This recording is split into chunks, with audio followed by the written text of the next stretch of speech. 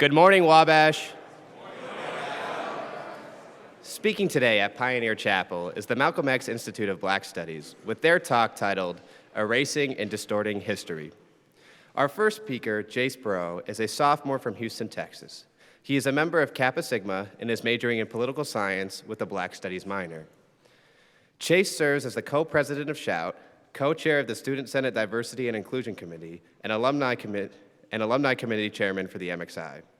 Chase provides himself in working to create a safer and more inclusive Wabash College. A fun fact about Chase is that he is a two-time Point Foundation BIPOC scholar. Chase's favorite thing about Wabash College is its willingness to embrace discomfort and have difficult conversations. Our second speaker will be Malik Barnes, who told me he needed no introduction. So if that ain't Malik Barnes, I don't know what that is. No worries. So I'm excited for this. Our third speaker will be James Love III, who is a senior from, Our third speaker will be Katrin Wilson, who is a sophomore from Memphis, Tennessee. He's the current vice president of Delta Tau Delta and a double major in psychology and theater. Katrin attended high school at DeSoto Central High School in South Haven, Mississippi. A fun fact about Katrin is that he once directed, choreographed, acted in, and costumed a whole musical. Additionally, he's an active member of the MXIBS, Shout, and the Wabash College Theater Department. Katrin's favorite thing about Wabash is the diverse perspectives represented across the campus and how difficult it is to blend into the background. And now our fourth speaker is James Love III, who is a senior from Indianapolis, Indiana. He is majoring in art and minoring in creative writing. After graduation, he plans to go out and change the world throughout his art while also working a regular 9-to-5. Now please give a warm welcome for our speakers today.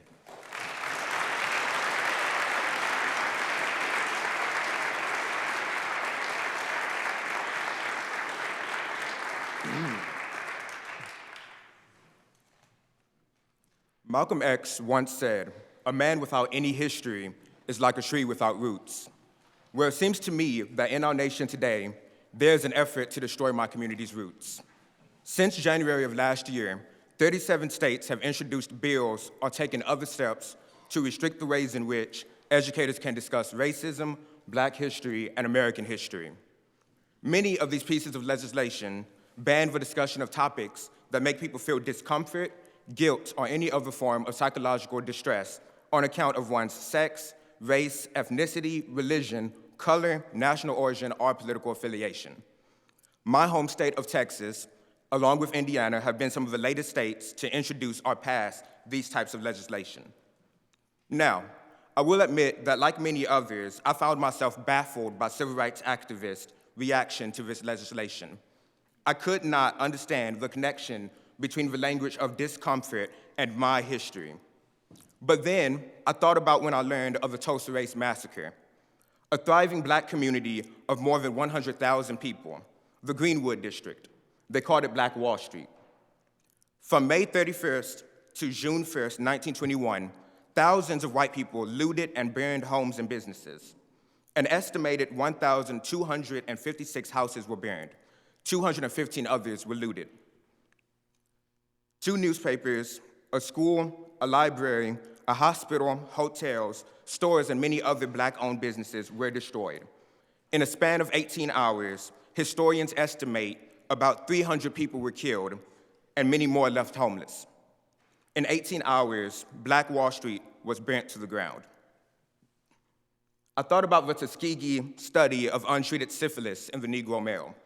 From 1932 to 1972, the United States Public Health Service left 399 Black men untreated for syphilis, despite penicillin becoming available as a treatment in 1947. Coordinators watched as many of these men died, went blind or insane, or experienced other severe health problems related to a disease. By the time the story broke of what was happening, 28 participants had died from syphilis. 100 more had passed away from related complications. At least 40 spouses had been diagnosed with it, and the disease had been passed down to 19 children. And I came to a realization. My history makes people uncomfortable. Black history, true American history, makes people uncomfortable. So, Many people would rather ignore it completely. Many would rather erase it. Not just my history, but my ancestors, my struggles, and my reality. But what happens when my history and my reality is erased? Then, when George Floyd is murdered on video by a police officer, it shocks the nation, making me question, where have you been? You see, people were shocked when George Floyd said he could not breathe. But I have news for you. On March 3rd, 1991, Rodney King had the breath beat out of him by the LAPD. On November 25th, 2006, Sean Bell could not breathe after undercover NYPD officers shot at him 50 times, killing him. On July 17th, 2014, Eric Garner said that he could not breathe 11 times as an NYPD officer held him in a chokehold until he died. Tatiana Jefferson could not breathe. Breonna Taylor could not breathe. Andre Hill could not breathe. Dante Wright could not breathe. And we still can't breathe. George Floyd was not the first victim of police brutality, nor was he the last. What happened to George Floyd was not an anomaly. It was a part of a pattern, a habit, an American tradition. George Floyd is what happens when you overfund and militarize a system of policing that is fundamentally racist and oppressive. But that reality makes people uncomfortable. Discussions of systemic racism in the United States makes people uncomfortable. And as such, many of these pieces of legislation also ban that topic. But what happens when people decide that discussing George Floyd's death also makes them too uncomfortable? He'll be forgotten too, and the tradition will continue. When the education system fails to teach us the realities of the United States, we fail to understand that my community's inability to breathe is not a temporary condition, but the sustained legacy of the white people who brought my ancestors here on ships, shackled them, and forced them to labor for 200 years. When we have no knowledge of our history, we have no context for our existence. We don't know how we got here, where we are, or how to move forward. James Baldwin once said, "To be a Negro in this country and to be relatively conscious is to be in a state of rage almost all the time." And I must admit, I am angry. But more than that, I am saddened and I'm disappointed. We've been here for a long time, and it seems that we're moving in the wrong direction. Now, I understand that politics is a touchy subject, and with good reason. It personalizes the impersonal. Now we're not talking abstract or history. We're talking about our part in shaping reality. It means that we all have a part to play in addressing the wrongs of history. I recall last semester, in one of my courses, a black man who participated in the civil rights movement spoke to the connection between political action and creating a land of equal opportunity and protection by saying politics is everything. Politics is how we change systems and behavior in the United States. So, I find it absurd that we are supposed to continue having conversations about diversity, equity, and inclusion here at Wabash College and not discuss the dangerous and oftentimes racist ideologies embraced by our students, faculty, and administration members. I'll be blunt and to the point. You cannot be an ally to the black community and support people who bring the Confederate flag to the Capitol. You cannot be an ally and support people who act to suppress my community's ability to vote.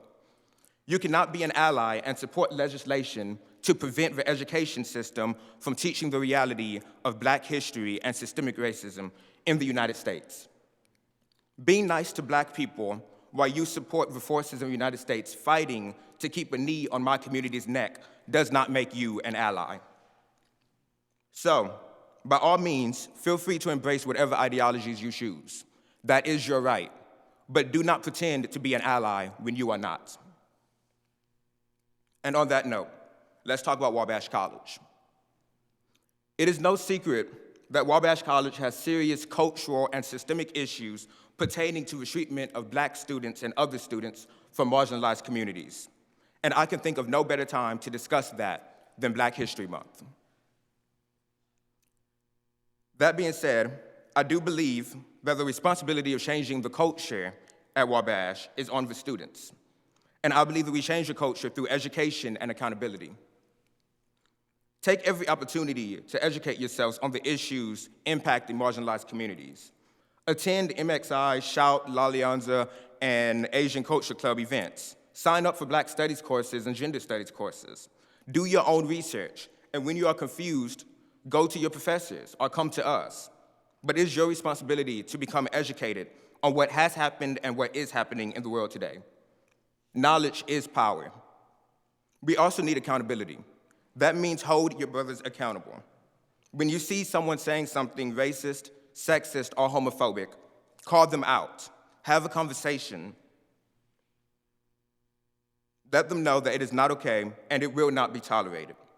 Do the same for your significant others, your families, and your administration, and hold yourself accountable. You are the first line of defense against all forms of bigotry. You see the racism and microaggressions far before we see the wine bottle flying through the Black Lives Matter sign. Being an ally is hardly ever comfortable, but it is necessary. We cannot afford to be complacent. But more systemic issues call for systemic solutions. For that, we must look to the college administration. There needs to be transparency. Now, I understand that because of federal laws, there are certain things that cannot be disclosed about happenings on our campus.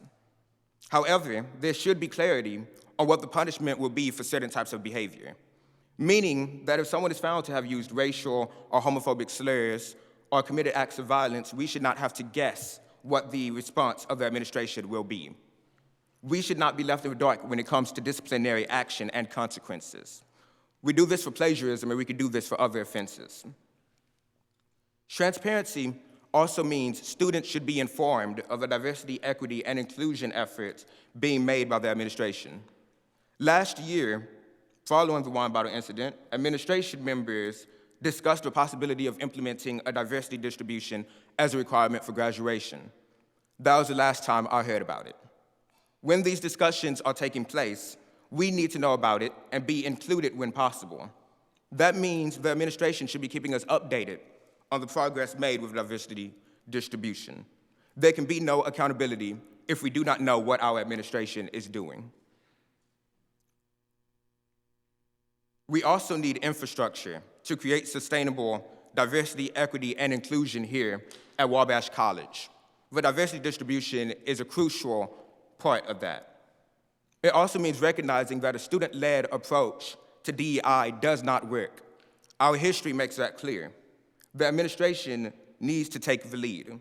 Far too often, I've seen student leaders in the MXI, Shout, and other clubs and organizations struggling to balance classes with the responsibility of educating the larger community on issues relating to diversity. That should not be the case. That means the administration and faculty should require students to engage with literature, panels, and conversations that challenge them to open their minds to the realities of marginalized communities across the board. It also means not expecting students to lead the charge in creating the events to foster inclusion and education. The reality is, many of these student organizations are doing what the administration should be. And that means in the absence of students willing to do that work, the work will not get done. And that is unacceptable. We need a game plan. And I know there are various student DEI leaders, such as myself, who are more than willing to participate in those conversations. But the conversations need to be had. Angela Davis once said, "I'm no longer accepting the things I cannot change. I am changing the things I cannot accept." We can no longer accept an administration that expects disadvantaged students to carry the burden of diversity, equity, and inclusion. We can no longer accept a culture that fosters racism, homophobia, and bigotry. We can no longer accept forces in the United States whitewashing and destroying our history. And so, we must change our administration, we must change our culture, and we must change our nation. Now is not the time for excuses. It's a time for action. Thank you.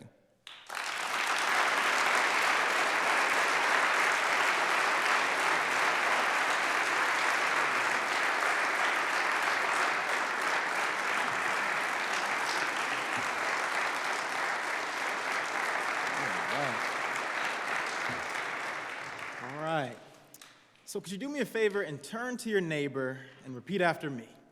Neighbor, I'm so glad that the way it is isn't the way it has to be. I would first like to acknowledge the help and the teamwork of my two brothers who've helped make Black History Month happen this February. Thank you. We are each other's keepers. The past we certainly hold high. Your and a few of my forefathers certainly were under their own influences in what we now mock as ignorance and bigotry. And the most prominent of mine, fighting to patch the cracks those ancient influences left in our modern foundations. For me, Black History Month is about that moment when the bubble surrounding you pops. In that bubble where you believe everything around you is fine and everything is going to be okay because someone else is handling that, Black History Month for me is the moment when you become not so sure, where you realize if you don't do something, no one else will. The moment where the future of the nation and how we live amongst each other suddenly becomes not so clear to you. But today, I want to talk about us and what we do. The force that makes us assimilate, the force that makes us turn a blind eye and stop thinking so critically about what we see going on right before our eyes, that fraternity brother, he ain't okay, and you see that. That Ryan, he ain't okay, he's struggling, and we see that.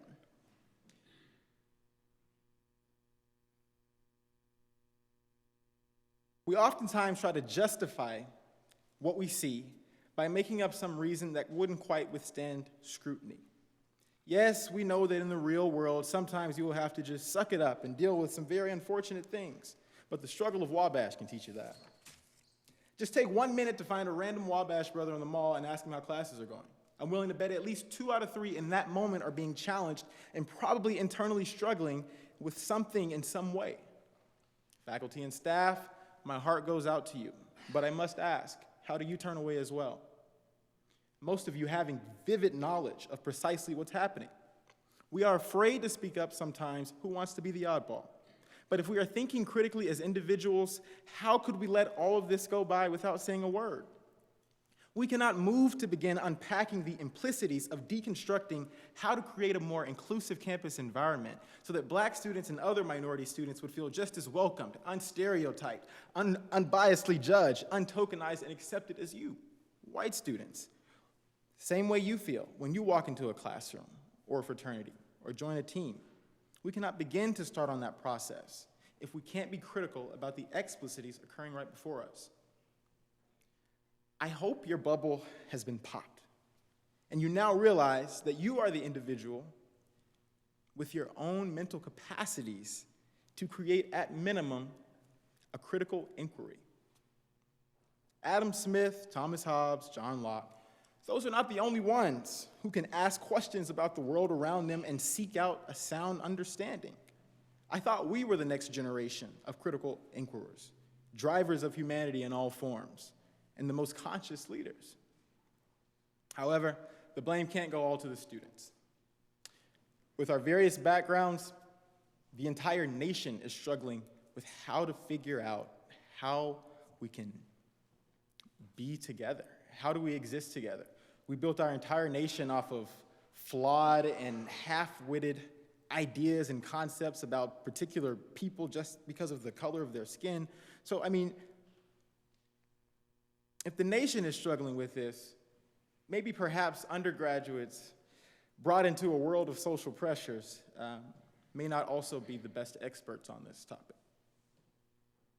This is where we'll need the institution to lead by example in what it means to begin a critical inquiry into our own ways of thinking and acting. Without this criticalness of our own ways, how can we cultivate anything other than the next generation of oppressors who either knowingly or unknowingly feed into oppressive and exclusive systems? To turn away from critical inquiry would be to turn away from what I was under the impression Wabash was founded on, critical thought. And I thought that applies to every area of our lives, including the ones that we love and hold dearest to us. For me, it's all love, as always. Thank you, gents.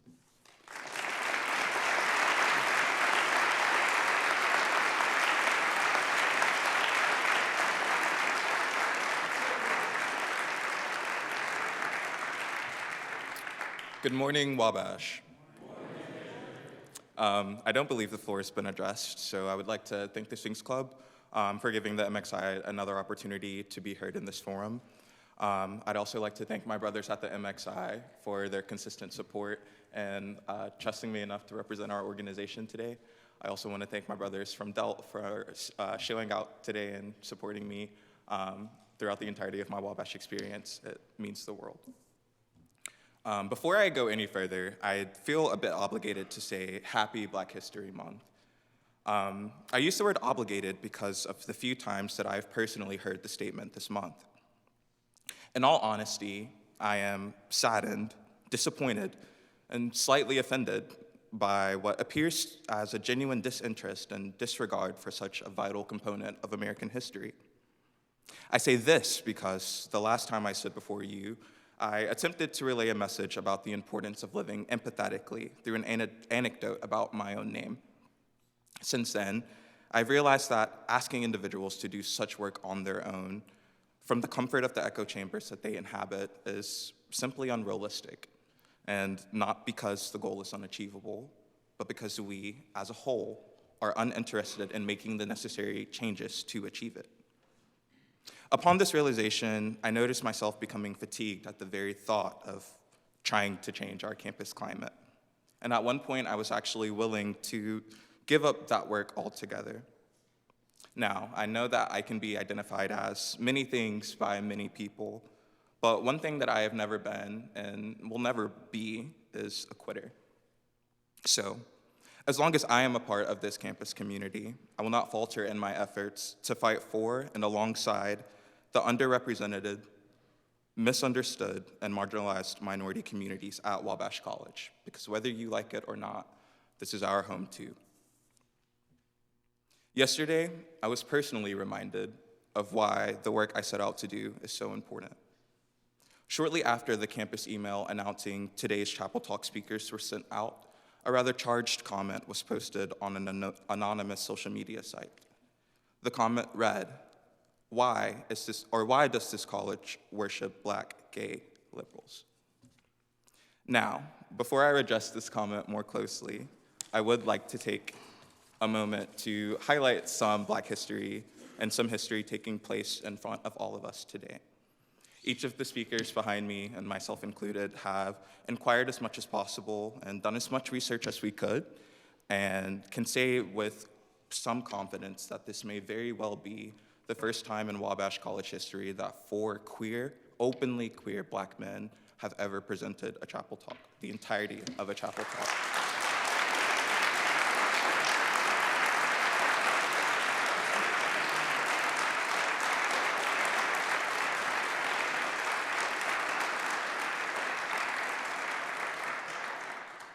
I cannot possibly begin to outline the experience of existing at this intersection in life, but I can say that I am honored to be up here with each of the young men behind me, and I will take advantage of this moment in saying that I am so proud of each of you for unapologetically using your voice to fight for what you believe in. Please keep it up. Now, I won't lie, the comment like the one I mentioned are what I live for. As infuriated as I was upon discovering the comment, I cannot help but laugh and smile to myself a bit. Why? Because this comment was confirmation of the fact that I don't have to do anything other than exist to upset some people. And maybe I'm wrong for it, but I find power in that. I find power in the disapproval of my composition because I was raised to believe that validation from others was something that I would not always receive, even if I knew I was fully deserving of it. In fact, I was taught quite a bit about the world very early in my life, especially by my mother, and I found that much of what she was teaching me all of those years ago are the tools that I need to do the work that I find myself doing today. For Black youth, it is not uncommon to have one or several major conversations about the existence of prejudice and discrimination, especially as it pertains to race. I believe we explored the importance of such talks in EQ last year, and what I found was that Black families find themselves having to have these conversations in an effort to protect their children from a world that hates them for no other reason than being different. These talks condition us to always be prepared to be the person identified as other. And even this does not make the actual experience of being perceived as other any easier. It does, however, expose us to the fact that we are likely to be the recipient of discrimination or hate, and that the source of that hate has nothing to do with our personal definitions of ourselves or our realities. What I'm getting at is the fact that Black Americans are ultimately brought into the world and immediately expected to develop tough skin to merely survive. To be successful as a Black American is more than having tough skin, though. It is having an undying sense of defiance. It is creating a space for yourself where others have said you do not belong. It is a fixation on freedom in all respects of the word. It is choosing to fight in hopes that one day we will not have to. As I reflect on all of the Black history that I have been exposed to, and I think back to my family and my community back home, I feel extreme gratitude for each of the sacrifices made by so many Black men and women, because I recognize that without them, I would not be standing here today. Exposure to the history of the Black experience in America has undoubtedly been an influence in the creation of the person that I am today. In fact, I would argue that without knowledge of my history, I cannot possibly hope to exist in the world as the best version of myself, as I would not know myself. But because I do know myself and my history, that is, and I had this fighting spirit established in me at such a young age, I knew and have always known that I wanted to carve my own place into history one day. I desire, as I'm sure many of us do, to not only be remembered, but to be remembered for good things. As everyone does, I often found myself looking for role models to inspire me on that trail I sought to blaze. But I realized that it would be extremely difficult for me to find what I would describe as a fitting role model, because such an image would not be promoted by the Black community or the greater whole of society as well. I'm reminded of my interview prior to becoming a brother of the Malcolm X Institute of Black Studies. I believe I was asked something along the lines of, why didn't you join the MXI your freshman year? My answer reflected my hesitance to dive into an environment primarily composed of Black men based on the long history of homophobia and hypermasculinity in the Black community, especially from Black men. And while my point was, and still is, valid and true, it was unfair of me to assume that the men that I would call my brothers would fit into such a rigid stereotype. In fact, my brothers assured me that I did belong in the Institute and that they would be diligent in their efforts to create and sustain a space for its LGBTQ members. Returning to the fact that I had never found the intersectional representation that I had sought, I did not believe that there was a space for me in the MXI, because I guess it had never been proved to me that queer Black voices were valuable or important. In all actuality, I had felt quite the opposite for a while. It took me this time to come to terms with the fact that I had a lot of personal anger with the Black community for its frequent and unchecked practices of homophobia, and its sort of erasure and disregard for the impact and influence of queer leaders and figures throughout history. I was so frustrated with consistently finding myself in a cycle of miseducation and erasure that, because these served to disconnect me from my history and influencing a major aspect of my identity, it became hard for me to imagine becoming anything, because I never really knew what that could mean for someone like me. Obviously, I could not articulate what I was seeking at the time, both because I did not feel it would be understood or respected, and because I was still not confident in who I was, much less who I wanted to become in the future. But I think the fact that I could not find anyone like me in history made me want to carve my own name in history that much more. I was seeking to have a genuine and positive impact, because I wish I had had someone that filled that role for me while I was growing up. Now that I am older and hopefully a little bit wiser, I realized that it was not that the figures I saw did not exist, but that they were merely hidden. What is important to know about hidden figures is the term hidden itself. To me, this term implies intentionally removing a particular item from plain sight in hopes that it will not be found. I soon realized that the history of homophobia and erasure of the queer influence and impact was much more deep-rooted than I had originally assumed or thought. And for those of you wondering, I have not forgotten about the comment I mentioned earlier, and I will be circling back to that point in just one moment. Just bear with me. In my preparation for this talk, I began researching prominent and influential queer Black leaders during the Civil Rights Movement and throughout Black history as a whole. One name, or date rather, stuck out to me in particular. Bayard Rustin, born March 17th of 1912, is one of the few examples of an openly gay civil rights activist that I came across. Interestingly enough, my birthday is the exact same day 90 years later. As conceited as that may make me sound, seeing an openly gay man respected as a civil rights leader, activist, piqued my interest, especially knowing that he and I shared a birthday. So I quickly began gathering as much information about Bayard Rustin as I could, and the things I found were interesting, but not quite surprising.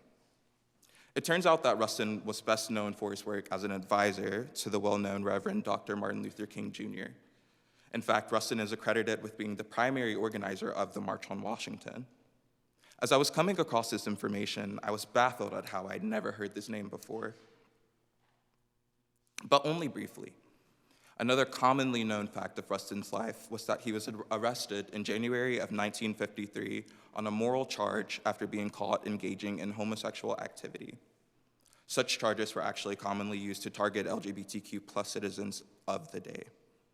Rustin was consequently jailed for 60 days and forced to register as a sex offender. This charge would prevent him from taking on a larger role in the civil rights movement, but it did not stop him from living as an openly gay man or from continuing to fight for civil and human rights. After reading as much as I could, I soon understood why what I saw as a goldmine for Black history had been seemingly swept under the rug. I remembered my own feelings of anger at the Black community for its sometimes blatant homophobia and its failure to uplift and support queer voices. It was at this moment that I realized that the issue of erasure of the queer experience in the Black community was just as much of a problem as I thought it was. It made no sense to me that one of the men that advised one of the most reverend civil rights leaders to this day had gone unsung for at least the almost 20 years that I have been alive. But it was at this moment that I realized that just as I could be frustrated with the Black community's tendency to erase or suppress queer voices, it was also quite common for the Black experience to be erased or suppressed within the largest context of the social sphere, especially in America. I followed each of these sort of loose threads to what I think is the center or the knot that I've been trying to unravel. The fundamental issue with me finding an intersectional role model with the lack of knowledge and acknowledgement of Black history and the overall holes in this history is that these were the details that were not considered relevant to the narrative being crafted by those who write history. I can no longer be angry at my community for being defined by history that was not written by them. And I realized that it would not do me much good to be angry at everyone else for not reverencing Black History Month to my standards either. But once that comment was made yesterday, I knew that I could not simply walk away from these issues now that I had discovered them. Now, I know that in this life, not everyone is going to like me, and I know that not everyone is going to agree with my lifestyle. However, I will not allow myself to ever be discredited of the work that I have been blessed to accomplish in my life. I will not allow my impact to be ignored. I will not allow my intelligence to be illegitimated. I will not allow my name to be erased from the history that we are writing today. So if I'm remembered as one of those Black gay liberals for the rest of my career here, I would be content. I know that I've always stood up for what I believe in, even when that was the most difficult thing that I could do. For some of my family back home, the recording of this will be the very first time that they have actually heard me say that I'm gay. And I would be lying if I said knowing that didn't make delivering this a little bit harder. But I know that they will understand my responsibility to carve my place into this world, whether understood or approved or not. As I conclude, and as Black History Month is nearing its close, I'm grateful to have found more of myself in a piece of history, in reverence and appreciation of all those who sacrificed everything they had just so that just so that I could have a chance, I will never apologize for who I am. I will never apologize for being Black or intelligent or articulate or creative. I will not allow myself to be hidden. I will continue to be Black and vocal and flagrant. Discovering Bayard Rustin was the inspiration and the motivation I needed to continue fighting for what I believe in, existing entirely authentically throughout the duration of the process. Frankly, none of us will be free until all members of our communities are free. That is freedom in how they choose to speak, freedom in how they choose to act, freedom in how they choose to love, and freedom in how they choose to exist and interact with this world. Thank you.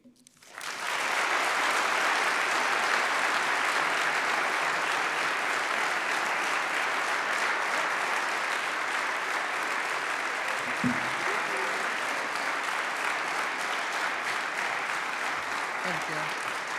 Quiet down, please. Thank you. Thank you. Hi. Good morning, Wabash. Oh, don't be scared. It's just me.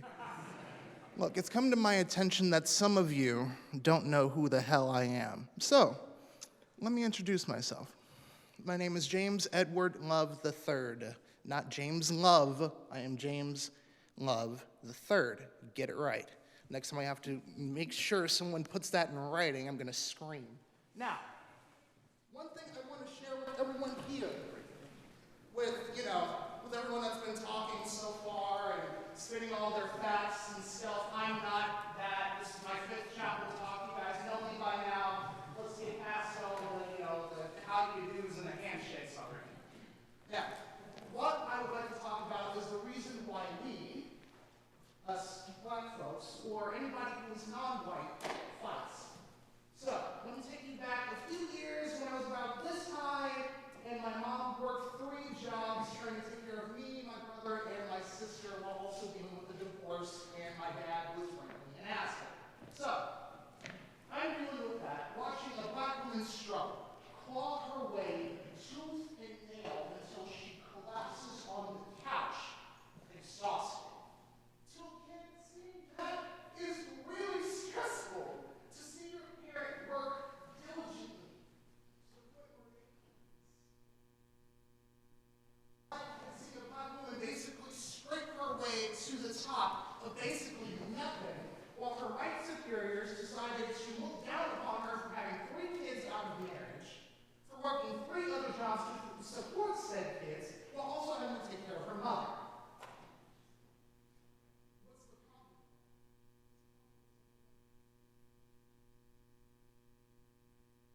Also ask you, what the hell is the problem with me? Now be honest. It's because of the way I dress. If you don't like me in white lace, I can wear red instead. It's because of the darkness of my skin tone that even kids back in my elementary school used to say, wow, you're dark. That's why we fight. That's why we consistently have these talks with you every single month, every single February, for who to listen.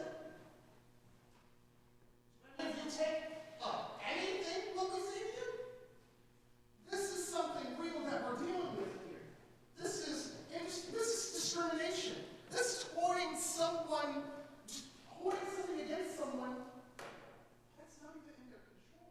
Oh gosh, I look to you, my fellow students, my brothers, be better than the people who put you here. Be better than your parents, your ancestors, your uncles, your grandfathers. Be better. You see the mistakes they made. It is up to you to learn from said mistakes. It's up to you to bring kindness into this world.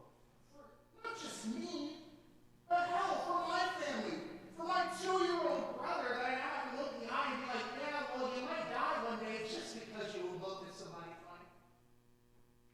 And then I want to tell a 2-year-old that I'll gladly switch places.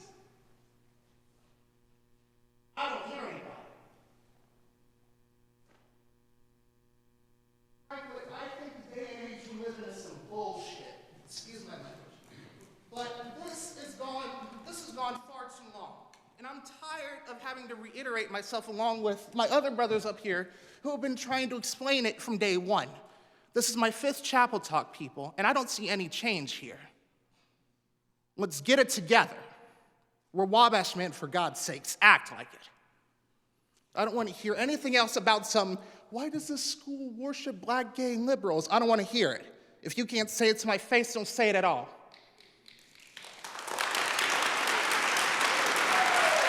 I'm not finished. Hello. I'm not finished yet.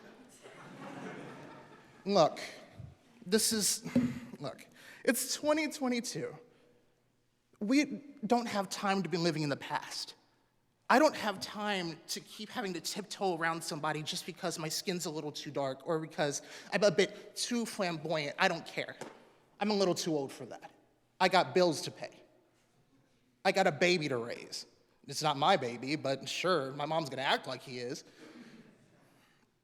But yeah, I got a baby brother to raise, I got bills to pay, I have health insurance to pay off also. I have no time for this. Wabash, we need to do better. Be better. Think critically, but instead just live humanely. Live with love in your heart. Why have hate when you can love instead? Thank you.